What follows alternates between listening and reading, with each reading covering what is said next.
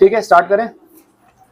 चलो ध्यान दो, चैप्टर नंबर 2F कंटिन्यू कर रहे हैं। पेज 91 पे जो टॉपिक है वहां से स्टार्ट कर रहे हैं, रिजेक्टेड डॉक्यूमेंट्स। ठीक है, बातें मत करना, ध्यान दो। यहाँ documents which are not duly stamped और where stamps are not cancelled should be returned to the person lodging them, pointing out the errors so as to enable them to rectify the error। यहाँ पे again उन documents की बात कर रहे हैं जो ये फिजिकल फॉर्म में सारा शेयर ट्रांसफर की बात हो रही है, उससे रिलेटेड है। डीमैट में ये सब पॉइंट्स मैटर नहीं करते। अगर आप फिजिकली शेयर्स को ट्रांसफर करवा रहे हो, शेयर ट्रांसफर डीड सबमिट कर रहे हो, तो हमने देखा था शेयर ट्रांसफर डीड में स्टैम्प ड्यूटी आपको पे करनी पड़ती है, जबकि डीमैट में स्टैम्प ड्यूटी नहीं है। तो दैट इज एन एडवांटेज कि आपको डीमैट में क्यों शिफ्ट करना चाहिए।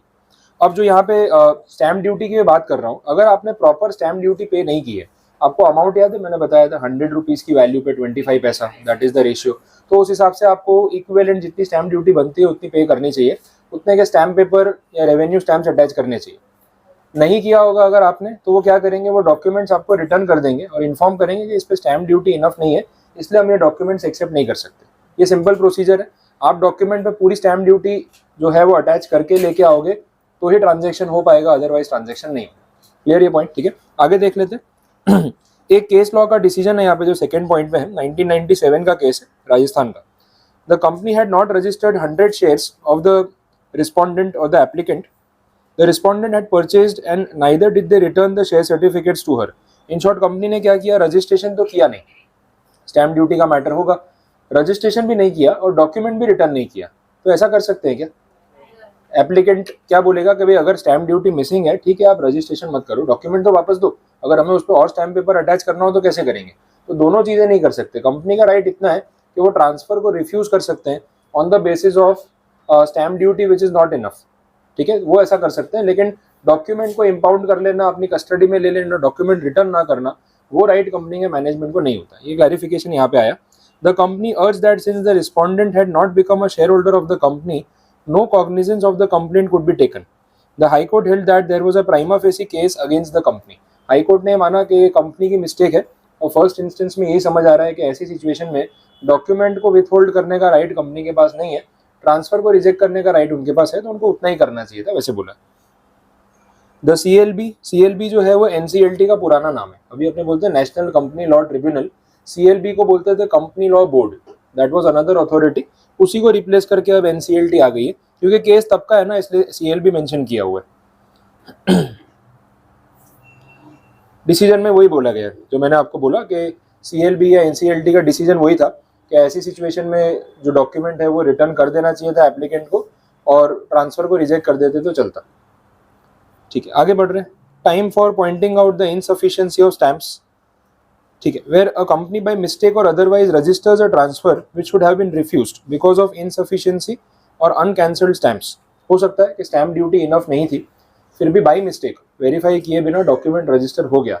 बाद में कंपनी को अगर ये बात पता चलती है, रियलाइज होती है, तो वो इन्फॉर्म कर सकते हैं कि इसमें जो चीज़ें मिसिंग है वो आप कंप्लीट करो, बट एक टाइम लिमिट के अंदर। और वो टाइम लिमिट यहाँ पे कितनी बोली है, दैट इज 1 ईयर। ठीक है, तो 1 ईयर की टाइम लिमिट है from the date of execution of the document. Next, impounding of documents relating to share transfer. तो इसमें वही बोला, इम्पाउंडिंग का मतलब होता है कि डॉक्यूमेंट्स को अपनी कस्टडी में ले लेना, उसको सीज कर लेना। तो क्या मैनेजमेंट को या बोर्ड ऑफ डायरेक्टर्स को राइट होगा ऐसा करने का? नहीं। वो हमने ऊपर भी देखा, स्टैम्प ड्यूटी इनफ नहीं है, डॉक्यूमेंट्स प्रॉपर नहीं है, आप डॉक्यूमेंट्स रिटर्न कर दो ना, बात खत्म करो। उसको विथहोल्ड कर लेना, इम्पाउंड कर लेना, सीज कर लेना, वो राइट मैनेजमेंट के पास नहीं होता है। क्लियर? आगे बढ़ रहे हैं। Transfer of shares in depositories mode, ये तो डीमैट वाला हो गया, ये बात अपने कर चुके हैं, इसमें कोई नया पॉइंट आपको मिलने वाला नहीं। ठीक है, डीमैट वाली सिचुएशन है।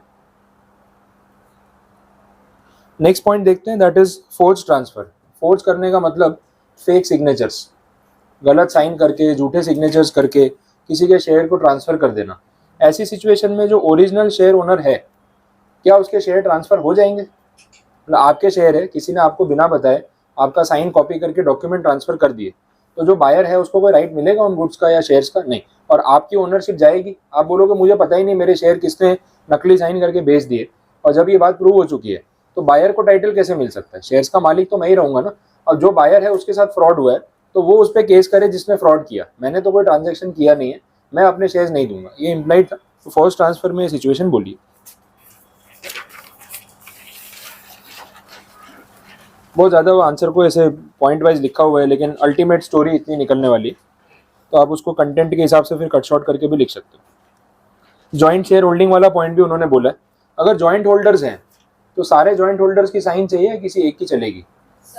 सबकी चाहिए ना, तो जो उनका अप्रूवल तो होगा सबसे लेना पड़ेगा, किसी एक की भी साइन नहीं होगी तो ऐसा ट्रांसफर वॉइड माना जाएगा। हाँ, अगर ऐसा कुछ है कि एक जॉइंट होल्डर को बाकी 2 या 3 जितने भी एक जॉइंट होल्डर है उन्होंने राइट दे रखा है कि मेरे बिहाफ पे अगर ये शेयर्स को सेल कर दे तो कोई प्रॉब्लम नहीं है, तो ऐसा कोई return consent, power of attorney या कोई अथॉरिटी होनी चाहिए तो बात अलग है, अदरवाइज तो वो वॉइड ही माना जाएगा, ये implied.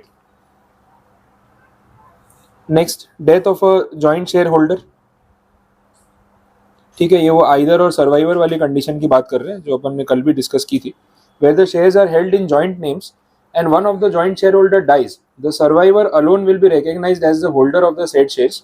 It would be sufficient for the company to delete the name of the deceased shareholder after obtaining satisfactory evidence. मतलब वो डेथ सर्टिफिकेट obtain करने के बाद जो रिमेनिंग शेयर होल्डर है सारे शेयर उसी के नाम पे ट्रांसफर हो जाएंगे। This of course does not prevent a third person from calling on the company to register his name as the holder of the shares after obtaining evidence such as probate of a will for the purpose of proving his title to the shares. ये बात भी हुई थी ना कि दोनों option है, joint share holding में एक शेयर होल्डर की डेथ हो जाए तो या तो बाकी के शेयर होल्डर्स में उसका होल्डिंग डिवाइड हो जाएगा या फिर जिसकी डेथ हुई उसके बदले उसका लीगल नॉमिनी या लीगल हेयर क्लेम कर सकता है। तो either of the condition is possible and valid, depend करता है कि उस सिचुएशन में क्या हो रहा है। ठीक है, तो इसलिए अपने एक कंक्लूजन नहीं निकाल सकते इसका। Next answer is transposition of name. ये भी बहुत छोटा सा टॉपिक, अननेसेसरी इतना भी कंटेंट लिखा है नहीं। ट्रांसपोजिशन का मतलब क्या है वो समझो। जैसे हम जॉइंट होल्डर्स की बात कर रहे हैं उससे रिलेटेड सिचुएशन है।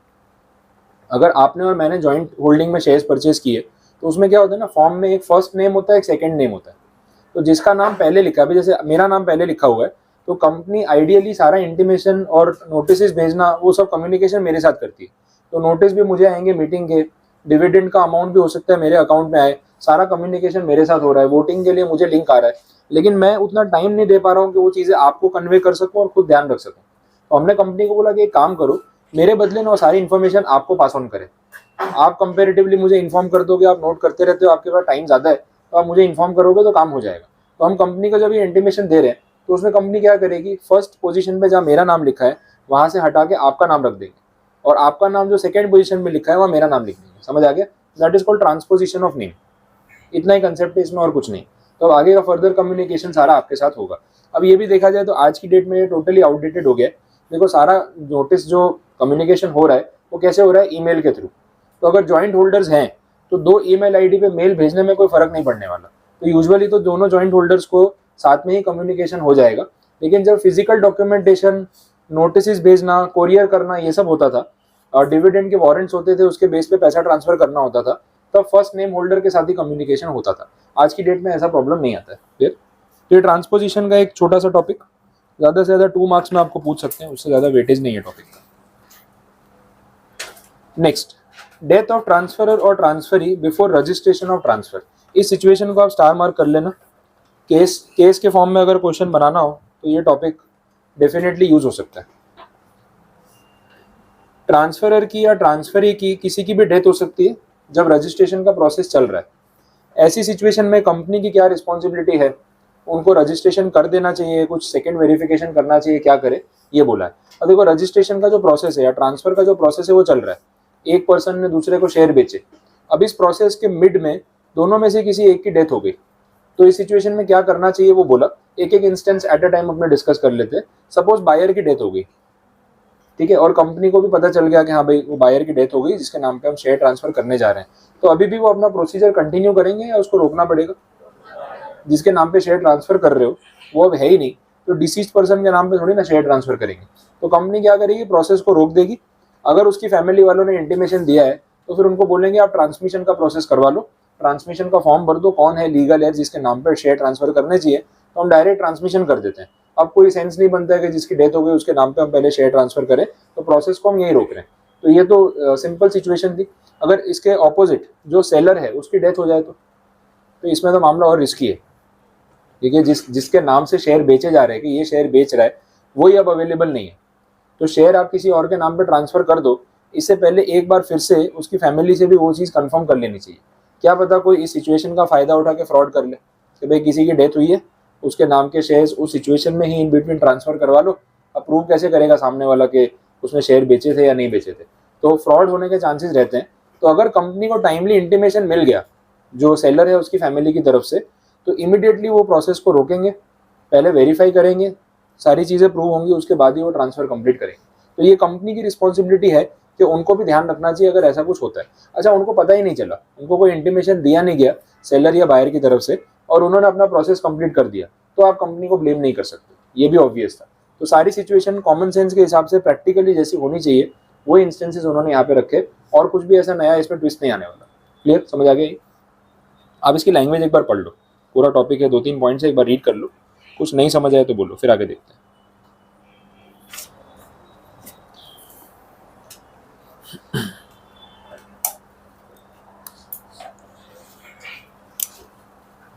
बोलो कंप्लीट, कोई पॉइंट में कुछ डाउट? क्लियर, लैंग्वेज रिलेट हो गई दोनों इंस्टेंसेस जो आपको बताए। चलो आगे देखते हैं। नेक्स्ट पॉइंट देखना, proof in a transfer by representative. अगर आप एज ए रिप्रेजेंटेटिव किसी के शेयर्स ट्रांसफर कर रहे हो, मतलब आप खुद ओनर नहीं हो लेकिन आप उसके ट्रस्टी हो सकते हो, ठीक है, उसके बेस पे आपको शेयर ट्रांसफर की अथॉरिटी दी गई है, या फिर वो पावर ऑफ अटॉर्नी वाला एक पॉइंट होता है, आपने किसी को अटॉर्नी की तरह अपॉइंट कर दिया, एक डॉक्यूमेंट बनता है इसको अपने बोलते हैं पावर ऑफ अटॉर्नी। उसके थ्रू आप अपने लीगल राइट्स किसी और को यूज करने के लिए टेम्पररी बेसिस पे या सिलेक्टेड बेसिस पे प्रोवाइड कर सकते हो। तो ऐसा हो सकता है कि शेयर्स मेरे हैं, मैंने आपको अटॉर्नी अपॉइंट कर दिया और डॉक्यूमेंट में रिटर्न पावर दे दिया कि भाई मेरे ये शेयर्स के लिए मैं इनको अथॉरिटी देता हूँ कि इनको जब सेल करना है, जिस प्राइस पे जिसको सेल करना है वो कर सकते हैं। आया समझ में? अब अगर ऐसा हो रहा है कि आप एज एन अटॉर्नी मेरे शेयर्स सेल कर रहे हो, तो कंपनी में जब ट्रांसफर के लिए अपने रिक्वेस्ट भेजेंगे तो कंपनी को भी तो इन्फॉर्म करना पड़ेगा ना कि आप कौन हो, आपका रोल भी तो बताना पड़ेगा। अगर मैं खुद मेरे शेयर जाके बेच रहा हूँ तो ये प्रॉब्लम नहीं है, लेकिन मेरा रिप्रेजेंटेटिव, मेरा ट्रस्टी, मेरा अटॉर्नी अगर शेयर का ट्रांजैक्शन कर रहा है तो वो कंपनी को अश्योर करेगा कि उसके पास अथॉरिटी है। अगर ट्रस्टी है तो ट्रस्ट डीड की कॉपी सबमिट करेगा, अगर अटॉर्नी है तो पावर ऑफ अटॉर्नी का डॉक्यूमेंट सबमिट करेगा, और उसके थ्रू कंपनी को ये अश्योरेंस हो जाएगा कि जो पर्सन एज ए रिप्रेजेंटेटिव अपने आप को प्रेजेंट कर रहा है एक्चुअली में वो रिप्रेजेंटेटिव है और उसके बाद राइट है कि वो ट्रांजैक्शन कर सकता है। आगे है समझ में? तो ये पॉइंट बोला, फॉर्मेलिटी वो आपको पूरी करनी पड़ेगी। Next answer, relationship between transferor and transferee. ये अपने कल भी बात कर रहे थे, ये वही आंसर है और वही पॉइंट्स यहाँ पे आने वाले हैं कि ट्रांसफरर और ट्रांसफरी का जो रिलेशन है फॉर्मल है, प्रोफेशनल है। ट्रांसफरर ने अपने शेयर देने का प्रॉमिस किया, वो डीड बनवाने में हेल्प करेगा, उस पर साइन करेगा, विटनेस लेके आएगा, पुराना सर्टिफिकेट सरेंडर करेगा, पैसा चार्ज करेगा। शेयर ट्रांसफर करने में वो आपको पूरा कोऑपरेशन भी प्रोवाइड करेगा। जब तक आपके नाम पे शेयर ट्रांसफर हो नहीं जाते, आपसे उसने जो भी पैसा लिया वो एज ए ट्रस्टी उसको होल्ड करेगा, ये हमने देखा। फिर वो राइट शेयर्स वाली कल बात हो रही थी कि अगर right shares in between company offer करती है और ट्रांसफरर को नहीं बाई करने, तो ट्रांसफरी उसको कंपेल नहीं कर सकता। वो उनके म्यूचुअल अंडरस्टैंडिंग पे पैसा एक्सचेंज करके अलॉटमेंट करवा ले, अलग बात है, बट फोर्स नहीं कर सकते। ये सब चीज़ें थी। फिर एक बात आती है डिविडेंड को लेकर कि इन बिटवीन अगर डिविडेंड डिक्लेयर होता है तो वो किसका। तो ये ध्यान रखना होता है कि जब भी अपने शेयर को सेल और बाई फिजिकल फॉर्मेट में कर रहे हैं तो ये अग्रीमेंट में क्लियर कर लेना चाहिए कि इन बिटवीन अगर कोई डिविडेंड डिक्लेयर होता है तो वो डिविडेंड किसको मिलेगा। कंफ्यूजन नहीं रखना चाहिए, क्योंकि डिविडेंड के अमाउंट से शेयर के प्राइस पे थोड़ा वेरिएशन आ सकता है। तो हम पहले ही फिक्स कर लेंगे कि अगर इन बिटवीन डिविडेंड आया, भले मेरे नाम पे इशू हुआ लेकिन वो आपका होगा, या फिर मेरे नाम पे डिक्लेयर हो गया तो मेरा होगा, वट एवर इट इज अपने क्लियर कर सकते हैं, कोई प्रॉब्लम नहीं। अब डीमैट में अगेन ये प्रॉब्लम नहीं है, क्योंकि इमीडिएट सेल परचेज हो जाता है। डिविडेंड की एक रिकॉर्ड डेट फिक्स होती है कि इस डेट पे जिसके डीमैट अकाउंट में शेयर है डिविडेंड उसी को मिलने वाला है। फिर वो उसके अगले दिन उसको सेल भी कर दे तो कोई फर्क नहीं पड़ेगा, ठीक है। तो ये प्रॉब्लम अब डीमैट में नहीं है, this is only with respect to physical transfer of shares. Done. तो ये आंसर हमने कल भी देख लिया था, अभी आप इसको पूरा रीड आउट करोगे तो कल वाला ये टॉपिक वहां पे कवर हो जाएगा, कोई प्रॉब्लम आने वाली नहीं है, ठीक है। आगे बढ़े, राइट्स ऑफ ट्रांसफरर। ठीक है, राइट्स ऑफ ट्रांसफरर वाला आंसर भी ऐसा टेक्निकल आंसर तो नहीं है, एक बार लैंग्वेज के साथ सिर्फ टैली कर लेते हैं अगर कोई नया पॉइंट आ जाए तो। फर्स्ट पॉइंट में देख रहे हैं वहाँ पे क्या बोला, it was held that the transferor is not deprived of his valuable rights, the right to dividend, the right to vote, even when the purchaser has failed to make payment. ये implied था, purchaser ने payment ही नहीं किया, shares का मालिक अभी भी मैं ही हूँ, तो तब तक के लिए जो भी मीटिंग्स होंगी, जो वोटिंग राइट्स होंगे, जो डिविडेंड कलेक्ट करने का राइट होगा, सब मेरे पास रहेगा। तो कॉमन सेंस पे चलने वाला प्रोविजन है और कुछ नया नहीं इसमें। An unpaid vendor, unpaid vendor मतलब कौन, जिसने शेयर बेच दिए लेकिन उसको पैसा नहीं मिला अभी तक। Unpaid vendor has the right to exercise voting rights, implied था। He is not oblige to comply with the directions of the purchaser. जो पैसे देगा उसकी बात सुनी जाएगी ना, जो पैसे ही नहीं देगा उसके डायरेक्शंस में क्यों सुनूंगा। तो ये भी चीज ऑब्लिगेशन मेरे ऊपर नहीं आने वाला। But on the other hand the company refuses to register the transfer for no fault और default of the transferee. The transferer, by reason of shares continuing to stand in his name, will, in cases where he has received consideration for transfer, be treated as trustee। ये वही point जो मैंने अभी आपको ऊपर भी बोला कि आपने मुझे पैसा दे दिया है, शेयर मैंने आपके नाम पे ट्रांसफर करने की बात की है, लेकिन एज ए ट्रांसफरी अभी तक आपको शेयर मिले नहीं है और इसमें आपकी कोई गलती नहीं है। डिफॉल्ट या तो कंपनी की तरफ से या मेरी तरफ से, आपकी तरफ से कोई डिफॉल्ट नहीं है। तो इस सिचुएशन में आप क्या पोजीशन में फंसे हुए वो समझो। पैसा दे चुके हो, शेयर आपके नाम पे ट्रांसफर हो नहीं रहे और फॉर्मेलिटीज आपकी तरफ से सारी कंप्लीट है, कुछ भी पेंडिंग नहीं है। तो इसमें आपकी क्या मिस्टेक है? उल्टा आप तो फेस कर रहे हो ना उस चीज़ को। तो वो पैसा जो आपने मुझे दे रखा है वो तब तक मैं एज ए ट्रस्टी होल्ड करूंगा जब तक वो शेयर्स आपके नाम पे मैं प्रॉपर्ली ट्रांसफर नहीं करवा देता हूँ। तो अगर मेरी तरफ से डिफॉल्ट है तो मुझे पहले सॉर्ट आउट कराना पड़ेगा, कंपनी की तरफ से है तो मुझे भी उसमें इनिशिएट करके ट्रांजेक्शन को कंप्लीट करना पड़ेगा। मैं ऐसा बिहेव नहीं कर सकता कि पैसे आ गए ना अब आप देख लो क्या करना है, वो एटीट्यूड नहीं चलेगा, क्योंकि मेरी भी एक रिस्पॉन्सिबिलिटी एज ए सेलर कहीं ना कहीं रहने वाली है। क्लियर ये पॉइंट? ठीक है, तो वो ट्रस्टी वाली ही बात यहाँ पे रिपीट की।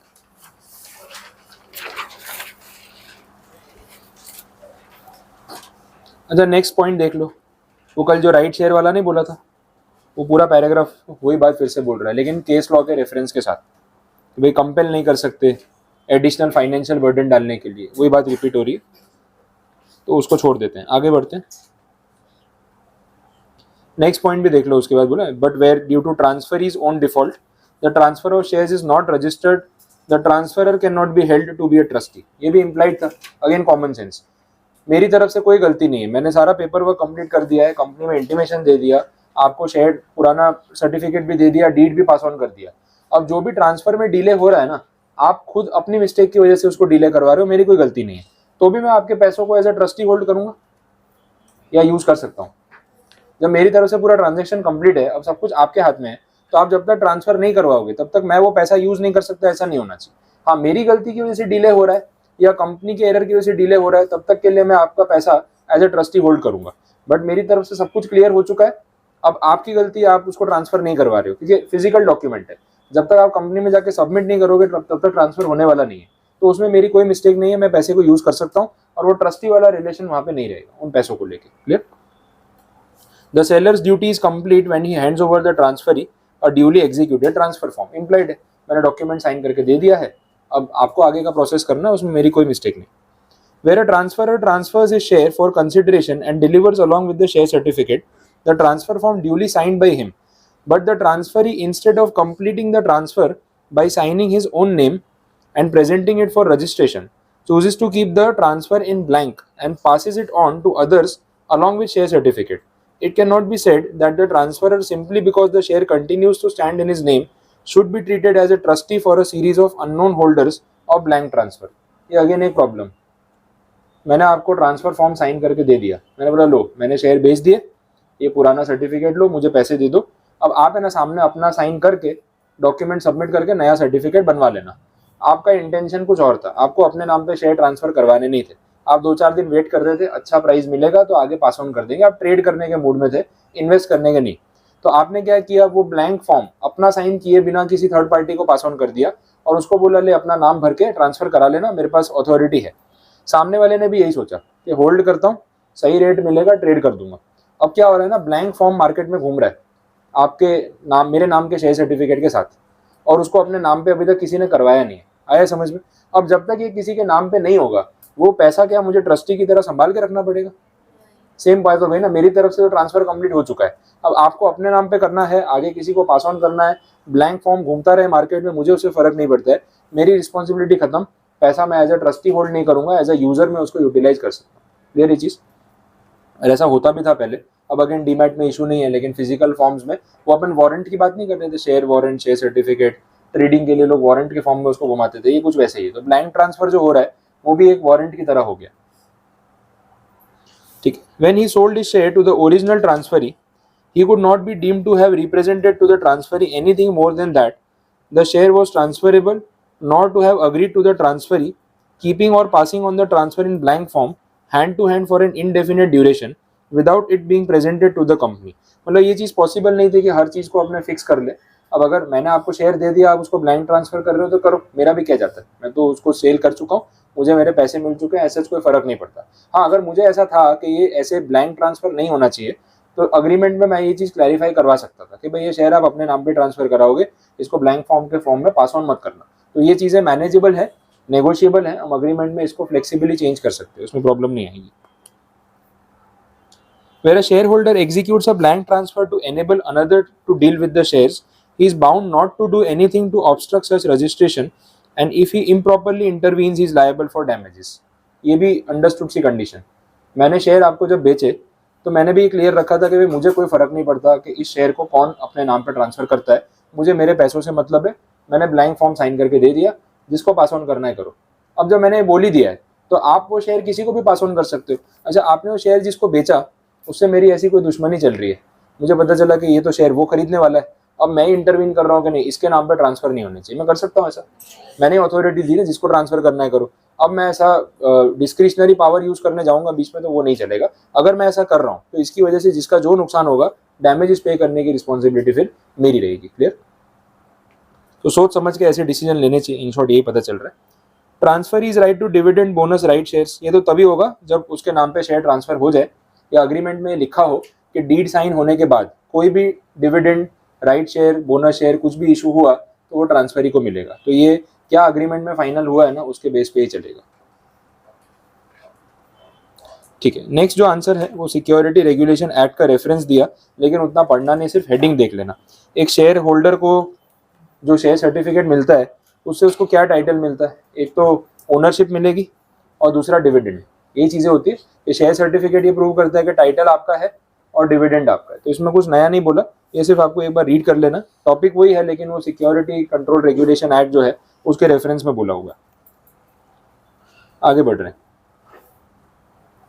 इफेक्ट ऑफ ट्रांसफर, ठीक है, केस लॉ के डिसीजन ही दे रखे हैं, देखें। Once a transfer form has been executed, the transfer is complete as between the transferor and the transferee. ये आपको बता दिया किस पॉइंट पे ट्रांसफर कंप्लीट हो गया। And the transferee acquires the right to have his name entered in the register. No further application is necessary for having the name of the transferee entered in the register, and the transferee perfects his title to the share after the entry in the register. ये सब कुछ implied था कि मैंने एक बार आपको document sign करके execute करके दे दिया, मेरी तरफ से ट्रांसफर कंप्लीट है। अब आपका पूरा राइट बनता है कि आप कंपनी में सेम डे जाके डॉक्यूमेंट सबमिट करके शेयर्स अपने नाम पे ट्रांसफर करवा सकते हो, उसमें कोई ऑब्जेक्शन वाली बात नहीं, और आप यही करोगे। ये सब इम्प्लाइड था, तो कुछ नया नहीं बोल रहे हो। Once the transferee becomes a member of the company, contractual relation arises with the company, ये भी इम्प्लाइड। ठीक है, तो ये सब चीजें एक नॉर्मल प्रोसीजर की तरफ ही जा रही है। A company can not refuse to register a transfer on the ground that the transfer was without consideration और that there was a collusion and connivance between the transfer and the transferee. Company को क्या फ़र्क पड़ता है, मैंने share आपको बेचे या डोनेट कर दिए या गिफ्ट कर दिया, फ्री में दे दिए, उनको कोई ऑब्जेक्शन है उस बात से? नहीं, उनको कोई फ़र्क नहीं पड़ता। आपके और मेरे बीच में शेयर्स कौन सी टर्म्स एंड कंडीशंस पे एक्सचेंज हुए, वॉल्यूंटरीली हुए, डरा धमका के हुए, उनको कोई फ़र्क नहीं पड़ता। ये तो फिर ऐसा है कि हम दोनों में से कोई जाके कंपनी में ये बात बोलता है, कंप्लेंट करता है और उसको ऑब्जेक्ट करता है तो अलग चीज़ है। अदरवाइज वो लोग इस सब चीज़ों में इंटरफियर नहीं करते। कंपनी को क्या मतलब है, पुराना शेयर सर्टिफिकेट लाओ, ट्रांसफर फॉर्म पे ओनर की साइन लेके आओ, हम आपके नाम पे शेयर ट्रांसफर कर देंगे, बाकी हमें कोई मतलब नहीं। ठीक है, तो वो सब चीज़ों में इंटरफियर वो नहीं करते। Any objection about inadequate consideration can be raised only by the transferor himself and not by the company, particularly where the shares are fully paid. ये तो बेचने वाले को प्रॉब्लम होनी चाहिए ना कि मुझे पूरा पैसा नहीं मिला। कंपनी को क्या फर्क पड़ता है, कंपनी एक बार मार्केट में शेयर बेच चुकी, उनको अपना पैसा मिल गया। अभी आप वो शेयर कितने रेट पे सेकेंडरी मार्केट में एक दूसरे से एक्सचेंज करते हो, उससे कंपनी के मैनेजमेंट को प्रैक्टिकली कोई फर्क नहीं पड़ता, ना फाइनेंशियली ना otherwise. Clear? Where the transfer is in a spot delivery contract, section 56 जो अभी नया एक्ट में है इज नॉट एप्लीकेबल। ठीक है, स्पॉट डिलीवरी कॉन्ट्रैक्ट में क्या होता है, इमीडिएट शेयर दिए और पैसा ले लिया, spot delivery, immediate on the spot. एक होता है फ्यूचर ट्रांजैक्शन, एक होता है स्पॉट ट्रांजैक्शन, उसकी बात हो रही है। ओके, तो कोई प्रॉब्लम नहीं।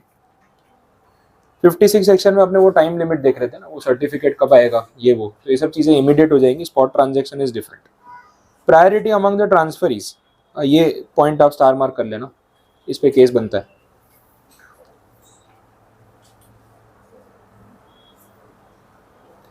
एक ही शेयर आपने दो लोगों को बेच दिए बैक टू बैक, हो सकता है ऐसा फ्रॉड वाली सिचुएशन। एक शेयर है मेरे पास, आपको बेचने का प्रॉमिस किया, आपके साथ डील की, पैसा ले लिया, फिर डिलीवरी देने से पहले, डॉक्यूमेंट देने से पहले किसी और को शेयर बेच के उससे पैसे ले लिए और मैं पैसे लेके गायब। अब आप दोनों लड़ रहे हो कि शेयर किसको मिलने चाहिए, समझ आया? तो ऐसी सिचुएशन में आइडियली फिर शेयर किसके नाम पे ट्रांसफर होने चाहिए, जिसके साथ पहले डील हुई है, जिसके साथ बाद में डील हुई, ऑब्वियसली वही होगा। तो ये केस में भी वही बोला है, first purchaser will on the ground of time alone, क्योंकि उसके साथ पहले डील हुई थी, उसको प्रायोरिटी मिल जाएगी ओवर द सेकंड। तो सेकंड वाला क्या करेगा, वो केस फाइल करेगा, कोर्ट जाएगा, ठीक है, जब तक शेयर का प्राइस डबल हो चुका होगा कोर्ट में केस ही लड़ रहा होगा, वो चलता रहेगा।